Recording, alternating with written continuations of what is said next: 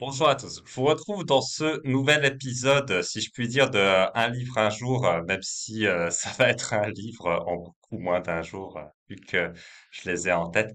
Aujourd'hui, je vais vous faire un résumé de l'investisseur intelligent, ce que ça m'a apporté et aussi en quoi ça m'a desservi. Vraiment sur chaque livre, je vais être très très très synthétique, hein, et vraiment traiter à chaque fois ces deux aspects. Alors, l'investisseur intelligent, ce qui est génial dans ce bouquin, c'est que vraiment on retrouve toute l'histoire de la bourse dans plein de différents contextes. C'est vraiment traité. On voit que Benjamin Graham, c'était vraiment quelqu'un qui étudiait l'économie, la finance, les entreprises. Donc, c'était vraiment une encyclopédie vivante sur le sujet.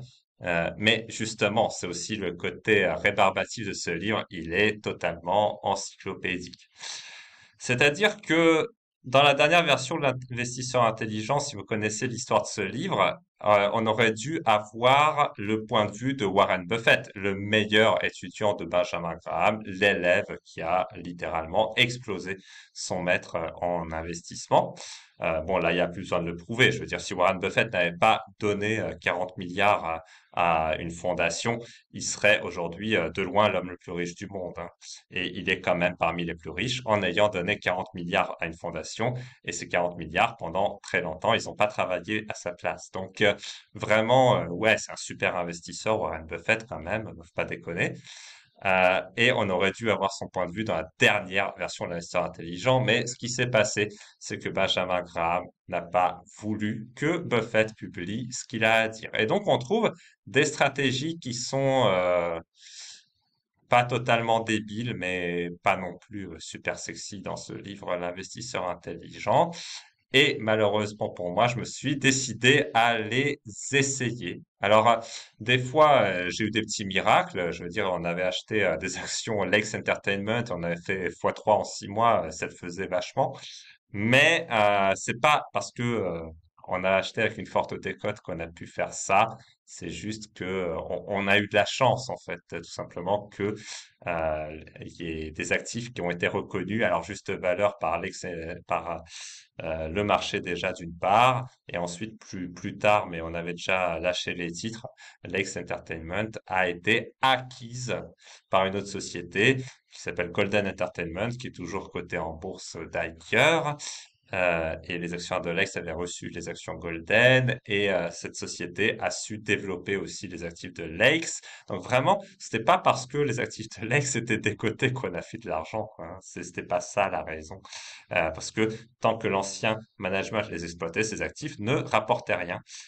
On était dans une histoire de gisement d'actifs cachés. Et je vous ai dit déjà sur le livre de Peter Lynch que sur ce genre d'investissement, on est un petit peu tributaire de la chance. Et sur tous les autres investissements que j'ai fait comme ça, alors on a eu de la chance aussi sur Cofidure par exemple, mais bon, on a fait quasiment x2 assez rapidement. Mais là encore, si on avait gardé Cofidure, en fait, on n'aurait rien gagné du tout quasiment. Enfin, on a peut-être fait x2 en 10 ans, il n'y a pas de quoi sauter en plafond, 7% par an, quoi. Bon, c'est minable. Donc voilà, quand ça s'est bien passé, c'est passé comme ça. Et quand on a acheté des sociétés sous-valorisées par rapport à leurs actifs et qu'on a perdu notre argent, bah c'était moins bien. Donc voilà, et souvent c'était même sur des sociétés qu'on a achetées moins cher que leur cash. Ça nous est arrivé avec des sociétés même soi-disant assez qualitatives comme Reitmans au Canada, qui est pas une société horrible, mais ouais, ils ont eu la fermeture Covid, on s'est fait défoncer. Ensuite, il y a eu KDM Shipping, ça c'était un peu exotique. C'était des Ukrainiens cotés en Pologne. Alors les Ukrainiens, c'est pas tous des anges, il y en a sans doute aussi bien sûr, mais là les mecs ils ont volé la société quoi. Ils l'ont enlevé de la cote et ils sont tirés avec les actifs visiblement. On sait plus ce qui se passe, il y a plus de réponse, il y a plus rien. Bon, on était sorti avant, hein, on était sorti bien avant parce qu'à un moment on a vu que il pourrait y avoir quelques problèmes dans cette société qui a purement et simplement arrêté arrêté de communiquer avec ses actionnaires. Ils ont arrêté de publier leurs résultats. Bon, à ce moment-là, on a tout vendu indépendamment de la valeur d'actif. On s'est posé aucune question. Voilà, donc on a pris une perte assez limitée sur cet investissement. Sur Ratemans aussi, on a été très réactif. On a pris une perte assez limitée. Mais je veux dire, pour la tranquillité de l'esprit, faites pas ce genre d'investissement. Je parle évidemment même pas de Sears Holding. On a perdu 1,5 million sur l'investissement, alors qu'on avait acheté de l'immobilier pour 10 fois moins cher de sa valeur. Donc, ok, là, je pense que refaites pas la même erreur que moi-même. N'allez pas acheter des sociétés de merde, même si elles sont à un bon prix. Je veux dire, non, vous avez droit à une vie de qualité. Voilà, ça c'est l'erreur principale qu'on fait en fait quand on fait du Benjamin Graham, c'est qu'on se retrouve emprisonné avec un portefeuille diversifié de sociétés de qualité très variées et souvent très mauvaises. Et du coup, soit on a de la chance, et statistiquement, c'est vrai qu'on s'en sort toujours normalement, mais les statistiques, c'est toujours passé. Imaginez si vous avez vraiment 30 entreprises et qu'elles sont toutes pourries, dans le portefeuille et que on a un contexte inédit, par exemple récession plus inflation, ce qui se produit actuellement aux États-Unis, c'est un contexte boursier inédit, hein. Je veux dire, j'ai aussi étudié l'histoire de la bourse en étudiant Benjamin Graham et en étudiant moi-même aussi l'histoire de la bourse. C'est un contexte inédit. Donc imaginez que dans ce contexte, vous avez que des sociétés incapables de répercuter l'inflation. La valeur des actifs va forcément être bouffée par l'inflation. Et donc, le fait que vous avez payé un discount sur la valeur d'actifs, bah, ça n'apporte rien, en fait, puisque vos actifs ne vont rien valoir du tout, ou si peu, ou beaucoup moins cher ce que vous avez acheté. Donc, si vous avez que ça en portefeuille, ça va être super chaud potentiellement. Donc, voilà, moi vraiment, je vous dis, pour une vie de qualité, c'est mieux d'avoir des boîtes de qualité. Si vous pouvez avoir des boîtes de qualité et pas chères en même temps, bah c'est génial. Et d'ailleurs, à un moment, Graham le dit aussi dans son bouquin, on se demande pourquoi il insiste pas plus, parce que déjà, il donne l'exemple de H&R Block, qui à l'époque où il écrit, c'était une boîte sensationnelle. H&R Block, c'est toujours une bonne boîte aujourd'hui d'ailleurs, mais qui n'est plus du tout aussi sensationnelle qu'elle l'était à l'époque. C'était vraiment le Google de l'époque, si je puis dire, à H&R Block. Je veux dire, les mecs, ils faisaient le remplissage des impôts à votre place correctement et tout. Donc, ils rendaient un service énorme. Ils avaient des technologies pour faire ça. Donc, vraiment, c'était une super boîte hein, à l'époque. Et aussi, le meilleur investissement de Benjamin Graham, quand même, celui qui a fait qu'il a un bon track record. Il y en a qu'un, en fait. Et c'était la Geico. La Geico, qui est aussi le meilleur investissement en bourse de Warren Buffett, bizarrement. Mais ce qui a fait que la Geico, ça a fonctionné, c'est pas que c'était décoté sur ses actifs, même si Graham, il avait acheté pour cette raison.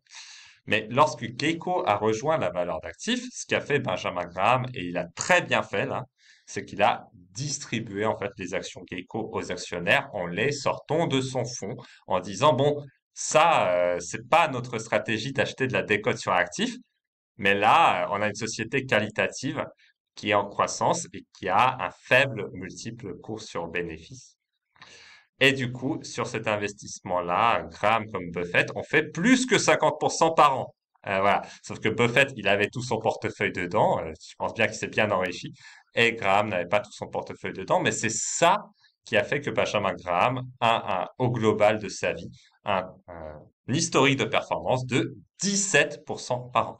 Et ça, c'est un fait qui est souvent éludé dans la vie de Benjamin Graham et qui, quand même, pour moi, mérite de ressortir parce que sa meilleure performance n'était pas à cause d'une décote sur actif, mais parce que la Geico, c'était vraiment la meilleure boîte du monde. À l'époque, elle n'était pas chère, en fait. C'était ça. Alors, on savait pas que c'était la meilleure boîte du monde parce qu'elle était encore assez petite. Mais maintenant, on sait que c'est le meilleur assureur du monde. La Geico, ça fait partie de Berkshire Hathaway, quoi. C'est une super boîte.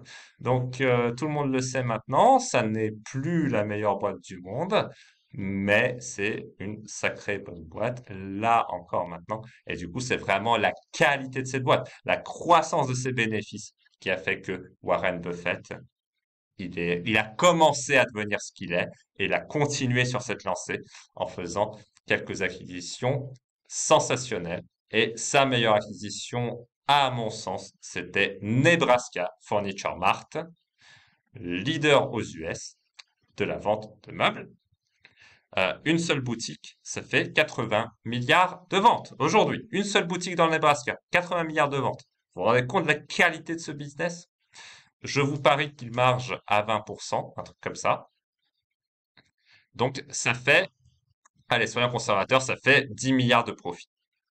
Truc comme ça. Vous savez que Buffett, il a payé ça quelques dizaines de millions seulement.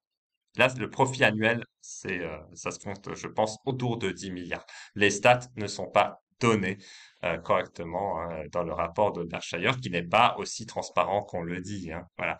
Mais vraiment, pour moi, ça, c'est vraiment